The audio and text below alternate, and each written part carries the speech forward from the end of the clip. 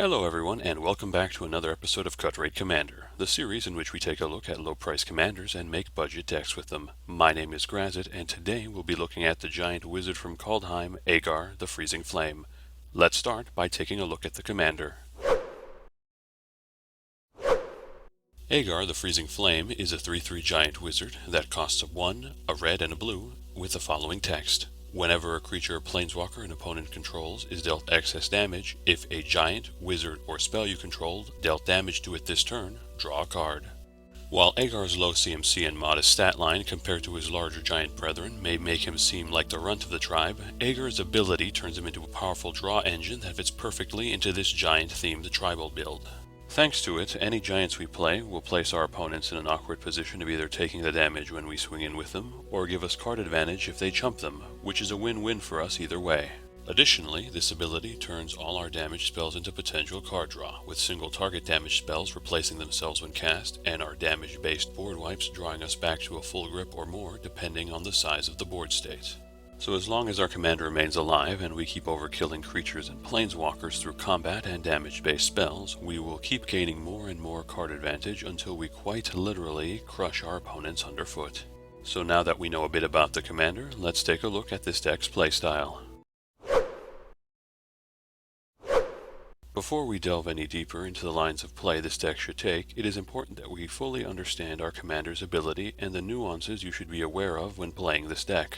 On the surface, our giants, wizards, and spells must deal damage greater than the toughness of a creature or loyalty of a planeswalker in order to draw a card, effectively having us overkill them. But there are a few things to make note of. Firstly, nowhere on the card does it say that you have to be the one that destroys the creature or planeswalker in question, only that it must have been dealt damage by a giant wizard or spell you control on the turn it died, meaning you can use your opponent's attacks to help you draw cards. In this example, we have an opponent swinging his creature at another opponent's planeswalker, who will be reduced to 0 loyalty and die during the damage step. Before damage is calculated, if we can deal damage to the planeswalker, for example with Electrolyze, and then our opponent deals excess damage due to dealing more than the remaining loyalty, we still get to draw a card. Be sure to keep this in mind during your opponent's combat phase or when they're using damage-based removal. Secondly, you'll need to know how excess damage is handled when certain keywords are involved, the big two in this case being Trample and Indestructible. Now, if you're not familiar with how exactly Trample works, you may be under the impression that giants with Trample or effects that give Trample are non-bows with our commander, since we won't be able to deal excess damage as it would go to the player instead of the creature, thereby not allowing you to draw cards. The thing is, this is actually not the case.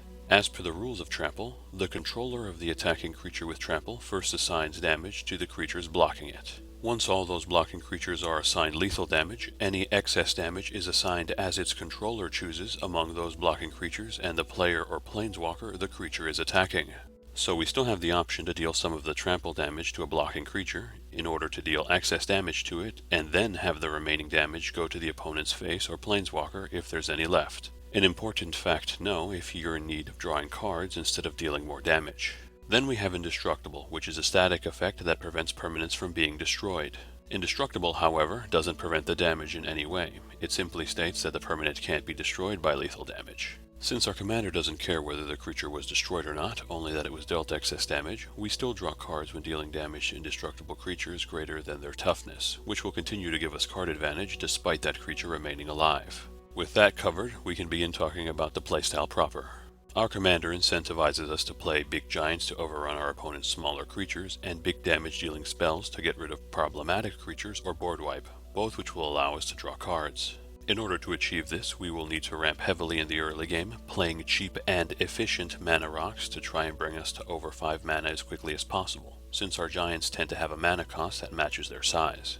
We will also be playing cheap draw cards that allow us to scry, focusing on looking for lands in the early game to make sure we don't miss land drops and fall behind our opponents. Once we have our mana base set up, our line of play will depend on the board state. If one or more of our opponents have an aggressive, low-to-the-ground board state, it may be worth playing our commander and board wiping with one of our damage-based effects. Even if our commander dies to our own wrath, it will gain us a significant amount of cards and clear the way for our giants to come in the following turns. Alternatively, if the board state is fairly empty, it'll be time to start dropping our giants and have them swing into whoever has the smallest creatures to begin drawing cards. Our giants want to be attacking every turn, forcing our opponents to either take damage or let us draw cards, while we use our removal to deal with threats that would mess with our board state or remove our commander. By the late game, if everything went to plan, we should be drowning in cards while the board state looks like something out of Attack on Titan, with our massive top-end giants pushing in for lethal and our damage base effects now pointed at our opponents' faces to close out the game. So now that we have a general idea on the deck's playstyle, let's begin breaking down the deck itself by starting with the creatures. No creatures in the CMC 1 or 2 slot met the minimum height requirements to be in this deck, so we'll skip right over to CMC 3 and start with Bone Crusher Giant, Crystalline Giant, and Tauren Mauler. Bone Crusher Giant is a 4/3 that deals 2 burn damage when he becomes the target of a spell by an opponent, and can be played on his adventure side for 1 and a red to negate all damage prevention for the turn and deal 2 damage to any target at instant speed. A good early game drop, and his adventure side can be used to remove small utility creatures and potentially draw us a card if our commander is in play. Crystalline Giant is a 3/3 who at the beginning of each combat phase randomly gets one of 9 keyword counters or a +1/+1 counter, with no option being able to be selected more than once. Another good body to get on the board early that gets only better with time, as he will just keep getting more and more stacked with keywords with each passing turn. Tauren Mauler is a 2/2 with Changeling that gets a +1/+1 counter for every spell our opponents cast, making him an honorary giant and another threat that just becomes more and more dangerous with each passing turn. Closing out the CMC 3 slot, we have 2 non-giants in the form of Stink Drinker Daredevil and Burnished Heart. Stink Drinker Daredevil is a 1/3 that makes all our giant spells cost 2 less, providing us with a huge tribal cost reduction if we can drop him early. Burnished Heart is a 2/2 we can pay 3 and sack to put 2 basic lands into play tapped, giving us a decent ramp creature to enable our bigger plays on later turns. Moving into the CMC 4 slot, we have Basalt Ravager, Calamity Bearer, and 2-headed Giant. Basalt Ravager is a 4/2 that deals damage to any target equal to the greatest number of creatures of the same type we control when it ETBs, enabling it to usually do 3 to 4 damage when it comes in thanks to the number of giants we play in the deck, and potentially draw us a card thanks to our commander. Calamity Bearer is a 3/4 that makes all giant sources deal double damage, effectively doubling the power of all our giants to make it easier to deal excess damage or just run over our opponent's life totals. Two-headed Giant is a 4/4 who flips 2 coins when he attacks and gains double strike if they are both heads or menace if they're both tails. A 4/4 with upside is fine in this slot, double strike dealing a whole lot of damage and menace potentially drawing us multiple cards thanks to the forced blocks. Just be prepared for all the "but we're not playing two-headed giant" jokes as soon as he hits the field. We are also playing Tectonic Giant, a 3/4 who whenever he attacks or becomes the target of an opponent's spell, we either deal 3 damage to each opponent or exile the top 2 cards of our deck, pick one, and be able to play that card until the end of our next turn. The AoE burn is nice, but we'll usually be taking the impulse draw to get us more card advantage as the game progresses. Toralf, God of Fury, also joins us at the CMC 4 slot. Being a modal DFC, his front side is a 5/4 god with trample that lets us deal any excess damage we deal to a creature or planeswalker to a new target. While not a giant himself, this titanic effect can potentially turn all our damage-based board wipes into win conditions if the board state is big enough, or at worst, let our excess damage get a bit more extra value so long as he sticks around. Toralf's other side is Toralf's Hammer, an equipment artifact that costs 1 and a red and equips for 1 and a red, and grants a legendary creature equipped with it +3/+0. Additionally, you can tap the creature and pay 1 and a red to unequip the hammer and deal 3 damage to any target, returning the hammer to your hand.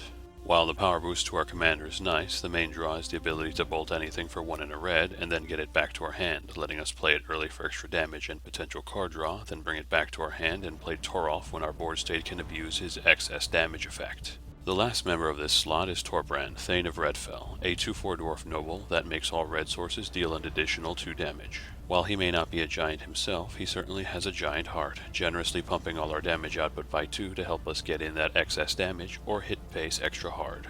The CMC 5 slot starts off with some beefy giants in the form of Quakebringer, Warchief Giant, and Stoneshock Giant. Quakebringer is a 5/4 that can be foretold for 2 and 2 red that prevents our opponents from gaining life, and on upkeep burns everyone for 2 as long as he is on the battlefield or while he is in the grave while we control a giant. The life gain prevention can be a hard counter to certain strategies, and the extra burn damage is nice, especially when it keeps burning well after he dies, putting a clock on our opponents once they start hitting single-digit life totals. Warchief Giant is a 5/3 with haste and myriad, which creates a token for each opponent we have when he attacks that come into play tapped and attacking said opponents, and that are exiled at the end of combat. This speedy giant hits the ground running, entering the board and swinging immediately, generating 2 extra buddies to swing out to our opponents. Just be sure to throw the main body at an opponent who you know won't block or kill it, and the other 2 tokens will either get blocked and draw you cards, or hit face for an additional 5 damage. Stone Shock Giant is a 5/4 with Monstrosity 3 for 6 and 2 red that makes all creatures without flying unable to block on the turn it becomes monstrous. The monstrous ability on this card is great, turning itself into an 8/7 and making our whole board effectively unblockable for a turn, giving our giants a chance to alpha strike in otherwise possibly clogged board states. Then we have a few more giants joining us in the form of Surtland Flinger, Thundercloud Shaman, and Giant Harbinger. Surtland Flinger is a 4/6 that can sack a creature when it attacks to deal the sacked creature's power to any target, doubling it if the sacked creature was a giant. We usually don't want to sacrifice our giants, but the damage effect is a good option in case we have no other way of dealing with a problematic creature or planeswalker, or we just want to go ahead and close out the game. Thundercloud Shaman is a 4/4 that deals damage equal to the amount of giants we control to each non-giant creature when it ETBs. One-sided tribal board wipes are always appreciated, and the fact that it leaves behind a 4/4 body is just a bonus. Giant Harbinger is a 3/4 that lets us tutor for a giant card to the top of our deck. Keep in mind, this can also tutor for any giant tribal cards, such as Crush Underfoot, giving us the flexibility of getting us bodies or removal when needed. Rounding out the CMC 5 slot, we have our first Frost Giant, Thrix the Sudden Storm. Thrix is a 4/5 with Flash and Flying that reduces the cost of all spells that are CMC 5 or greater by 1 and makes them uncounterable. Being able to play a flying body on our opponent's turn is a nice bonus, but the real power is the cost reduction that Thrix offers, reducing the cost of all creatures in this slot and onwards, and all our big CMC spells as well, including our X spells if we're able to get the cost over 5 CMC. The uncounterable effect is nice as well, especially if we're facing against a control-heavy deck. The CMC 6 slot has 2 Fire Giants starting it off, with Sunrise Sovereign and Inferno Titan. Sunrise Sovereign is a 5/5 that grants all our other giants +2/+2 and trample. A good tribal lord, the tribal pump and trample will help us push through for lethal damage to close out games. Inferno Titan is a 6/6 that we can pay a red to give it +1/+0 until the end of turn, and deals 3 damage divided among up to 3 target when it ETBs or attacks. The fire-breathing effect is nice to punish opponents who don't block it, and the free 3 damage against multiple targets is another source of card draw for us that we won't say no to. Closing out the 6 CMC slot, we have Frost Titan, a 6/6 that counters all spells and abilities our opponents control that target it unless our opponent pays 2, and when it ETBs or attacks, it taps down a creature who does not untap during the next untap step. The protection ability is okay, more of a slight speed bump for targeted removal. The tap down ability is a bit more impressive, however, tapping down blockers to allow itself for other giants in for extra damage. The CMC 7 slot leads off with a trio of Frost Giants in the form of Cyclone Summoner, Gale Caster Colossus, and Surtland Elementalist. Cyclone Summoner is a 7/7 that returns all permanents to their owner's hands except for giants, wizards, and lands when it ETBs from hand. True to its name, it's effectively a cyclonic rift on a body, stripping away all our opponent's resources and leaving ours mostly intact. This makes it a great way of unclogging board states and pushing for lethal, or getting yourself out of a bad situation if need be. Galecaster Colossus is a 5/6 that lets us tap an untapped wizard to bounce an opponent's non-land permanent back to their hand. On-demand bounce, potentially multiple bounces depending on the wizards we have in play, can hamper our opponent's playstyle severely, making it awkward for them to swing in or keep blockers up during our turns when we can just bounce them. Surtland Elementalist is an 8/8 that you must reveal a giant card from your hand as part of the cost or pay an additional 2. When it attacks, it allows us to play an instant or sorcery without paying its cost. The important thing to note here is that this ignores timing restrictions, so you can cast a sorcery when it attacks, allowing you to potentially cast a one-sided board wipe for free and allow your giants to swing in for extra damage. Just be aware that if you cast an X spell in this fashion, the value of X will always be 0. 2 Fire Giants close out the CMC 7 slot with Hamlet-back Goliath and Borderland Behemoth. Hamlet-back Goliath is a 6/6 that gains X +1/+1 counters for each creature that comes into play, X equaling that creature's power. Be aware that this effect also counts your opponent's creatures, making this card a bigger and bigger threat the longer he sticks around. Borderland Behemoth is a 4/4 with trample that gains +4/+4 for every other giant we control. Potentially massive depending on your board state, this angry brute will put holes in our opponent's life totals if it's able to connect. Finally, in the CMC 8 slot, we have the last creature in the deck, Bloodfire Colossus, a 6/6 that we can pay a red and sack to deal 6 damage to all creatures and all players. A big board wipe attached to a decently large body, this top-end creature will help us keep the pressure with its stat line and have the option to blow up the board and burn our foes to close out games or get us out of a bad situation. Now that we have all the creatures covered, let's move on to our instance. The CMC1 slot only has one card, Pongify, which destroys a creature and gives its controller a 3/3 green ape creature token. A staple blue removal spell, this lets us remove a dangerous creature off the board for the price of a single blue mana and giving our opponents an ape token which we can later run over with our giants. CMC2 adds some additional removal options with Abrade, Comet Storm, and Starstorm. Abrade either deals 3 damage to a creature or destroys an artifact, giving us a flexible removal card to remove troublesome artifacts or mid-sized creatures. Comet Storm is an X spell with multi-kicker 1, which deals X damage to any target, then again to a different target each time the multi-kicker was paid.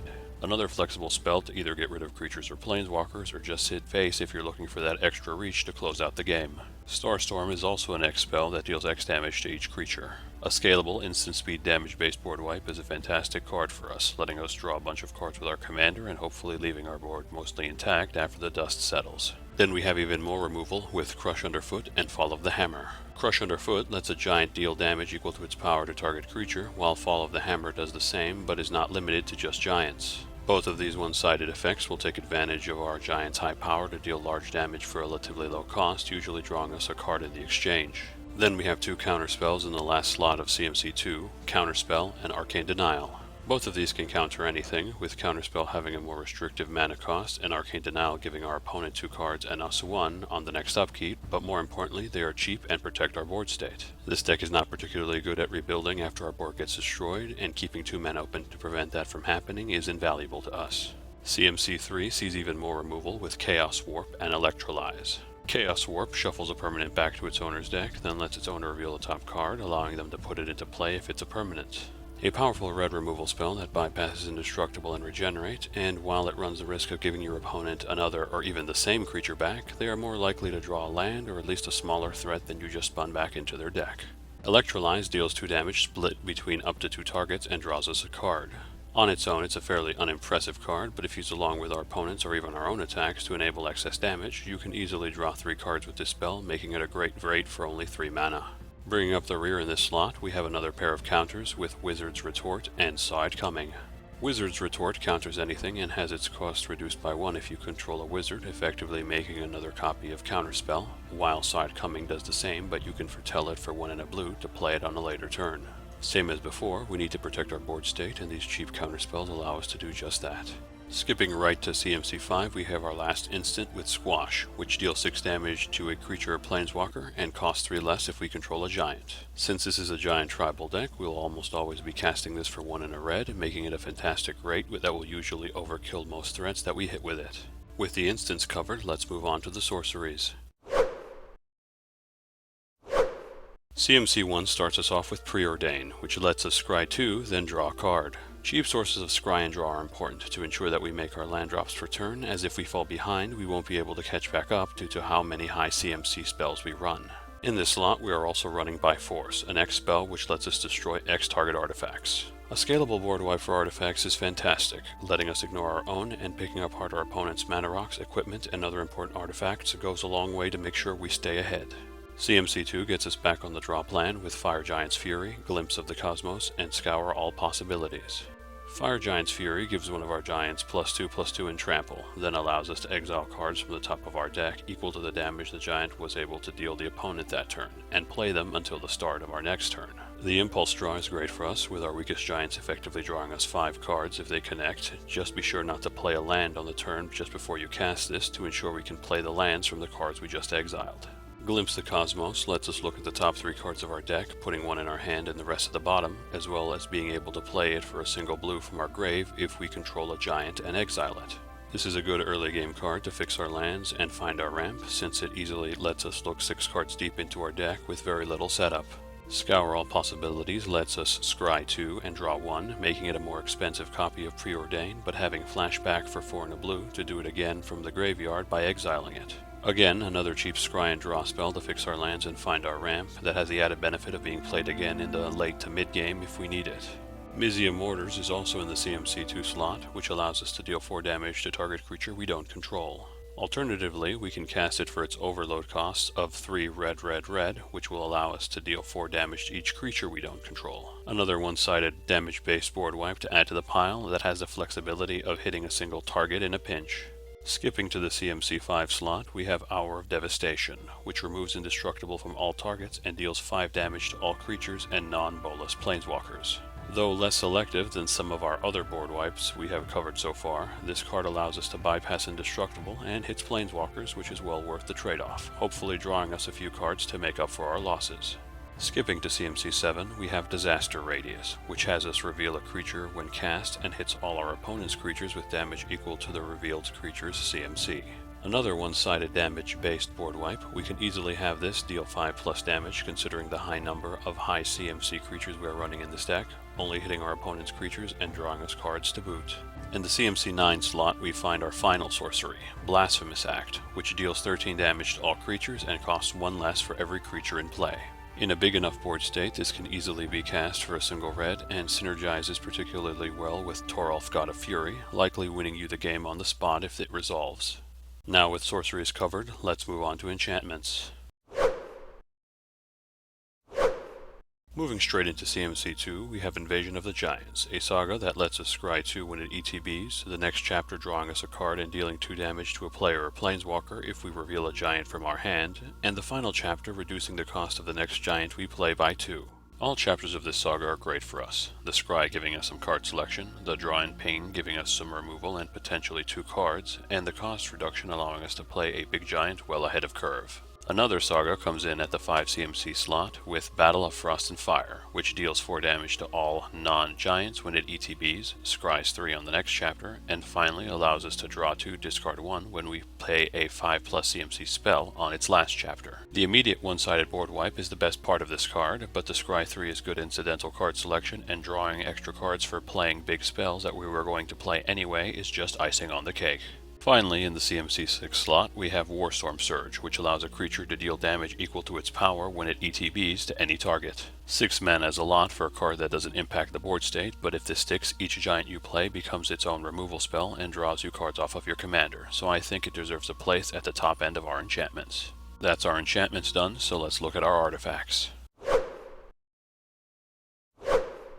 The CMC 1 slot starts us off with Soul Ring, which taps for 2 colorless. This is almost an auto-include in all decks for its ramp, which is why we're running it.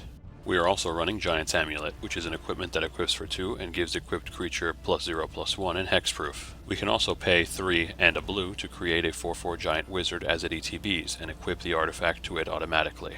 We're usually going to play it for 5 CMC for the 4/5 hexproof giant, but we can drop it earlier to equip it to our commander for additional protection if we have no better plays. The CMC 2 slot sees a whole lot of mana rocks for additional ramp. Running down the list, we have Arcane Signet, which taps for any color in our commander's color identity. Talisman of Creativity, which taps for a colorless or a blue or a red if we take 1 damage. Izzet Signet, which we can pay 1 and tap to generate a blue and a red. Fire Diamond and Sky Diamond, each that tap for a red and blue respectively, but come into play tapped. Mind Stone, that taps for colorless and we can pay 1 and sack it to draw a card. Prismatic Lens, which taps for a colorless and we can pay 1 to filter out mana for any color. And finally Thought Vessel, which taps for a colorless and removes our maximum hand size. Ramping is crucial, and cheap ramp is invaluable to us, so we can move on to casting our higher CMC spells as soon as possible, so playing all these rocks will help us do just that with some additional upside on some of them to boot. That's artifacts covered, so let's move on to our planeswalkers. The CMC 4 slot has our only planeswalker, Chandra, Torch of Defiance. Her first +1 exiles the top card of our deck and allows us to play it. If we don't, then all our opponents get burned for 2. Her second +1 generates 2 red mana. Her -3 deals 4 damage to target creature, and her -7 gives us an emblem that deals 5 damage to target creature or player whenever we cast a spell. Her +1s either impulse draw us or ramp us, both things which this deck appreciates. Her -3 is damage-based removal, which lets us draw cards with our commander, and though rarely doable, Altinger gives us another Warstorm Surge source, except that affects all our spells instead of just creatures. Taking that into consideration, we would be hard-pressed to find a better planeswalker to be marching alongside our giants. With our planeswalker covered, let's move on to the lands. Quickly running down our mana lands, we have Command Tower, which taps for any of our colors. Path of Ancestry does the same, but comes into play tapped, though it does let us scry one if we use the mana to pay for a giant. Shivan Reef taps for colorless, but can be tapped for a red or blue if we let it ping us for one. Sulphur Falls taps for both our colors, but comes into play tapped unless we control an island or mountain. Temple of Epiphany, which taps for both our colors and comes into play tapped and lets us scry one when it ETBs. Myriad Landscape, which comes into play tapped, taps for a colorless, and we can pay 2 and sack it to search for 2 of the same basic lands and put them into play tapped. And finally, Terramorphic Expanse and Evolving Wilds, both of which we can tap and sack to search for a basic land to put into play tapped. All of these fix our mana or tap for both our colors, so we play them for consistency. Moving on to utility lands, we have Castle Vantress, Ghost Quarter, and Scavenging Grounds. Castle Vantress enters the battlefield tapped unless we control an island, taps for a blue, and lets us pay 2 and 2 blue to tap it to scry 2. At worst, this is just a slow island, but at its best it gives us a mana sink for card selection to help smooth out our draws or search for answers in the mid to late game. Ghost Quarter taps for a colorless and can be tapped and sacked to destroy target land, giving us some spot removal to destroy our opponent's utility lands, though they do get to replace it with a basic. Scavenger Grounds also taps for a colorless, and we can pay 2, tap it and sack it to exile all cards from all graveyards, providing us with graveyard hate to combat graveyard-focused decks. Finally, we are running Reliquary Tower, which taps for a colorless and removes our maximum hand size, which is useful if we overdraw after resolving a board wipe with our commander in play. Finishing out our lands, we have 14 mountains and 10 islands. Now with lands covered, let's take a look at the breakdown. This deck currently has 28 creatures including the commander, 13 instants, 9 sorceries, 3 enchantments, 10 artifacts, 1 planeswalker, and 36 lands. Looking at the stats that matter to our game plan, we have 25 giants or cards that can create giants, 14 cards that care about giants, 21 spells with damage effects, 4 cards that pump the amount of damage our creatures or our spells do, and 2 cards that care about excess damage. This gives us a decent number of giants and cards that care about giants for our tribal deck, along with a fair number of damage-based spells to work in conjunction with our commander and giants to keep our card advantage up, as well as a handful of effects that allow us to hit harder and abuse the excess damage we will be dealing for extra benefits. For the general deck stats, we have 12 ramp sources, 2 cost reducers, 12 card draw sources, 4 counters, 18 targeted removal sources, and 10 board wipes. Our ramp and cost reduction are higher than average, but since this deck runs at a high CMC, we need as much help as possible to make sure that we can drop our giants as soon as possible. 12 draw sources is again a good number, but remember that our commander also turns all our damage spells into potential card draw, elevating this number far higher while he's on the board. 18 targeted removal and 10 board wipes may seem excessive, but this deck benefits so much from AoE damage that I have found that these numbers work nicely to keep the board clear and keep us drawing cards. Looking at our mana curve, we have 5 1-drops, 20 2-drops, 10 3-drops, 7 4-drops, 10 5-drops, 4 6-drops, 6 7-drops, 1 8-drop, and 1 9-drop, giving us a strange looking mana curve geared towards the early and late game with a dip in the mid-range, but we have so many X-spells and cards that cast for alternate costs that it smooths out to a mid-late game curve when taken into account. Currently, this deck is valued at $60.72, not counting the price of basic lands or shipping. This price was calculated by using the cheapest listed market price on TCG Player at the time of this recording. For some side grades, if we want to lean even more heavily into Giants Matter, we can include cards like Reflections of Lichara and Molten Echoes to get permanent and temporary giants respectively as they come into play, as well as Shared Animosity for some truly huge numbers during combat. Shifting into dealing more damage in general, we can add Dictate of the Twin Gods, Furnace of Wrath, and Gratuitous Violence, the first 2 doubling up damage from all sources and the last one doubling up damage from our creatures. For upgrades, I would recommend adding Star of Extinction for an even bigger board wipe than Blasphemous Act for more Toralf excess damage shenanigans, Chandra's Ignition to take advantage of our giant's high power, Cyclonic Rift to help us close out games, and Fierce Guardianship to protect our board state for no cost, at least mana-wise. Or you could use that money to buy half this deck. Your call. Hey folks, thanks for sticking around until the end of the video. You know the drill. If you like the video, please like and comment below, and subscribe if you really like the video and want to see me make more content like this in the future. Also, let me know what commanders you'd like me to make videos on in the future down in the comments. And with that said, have a good one folks. Stay safe.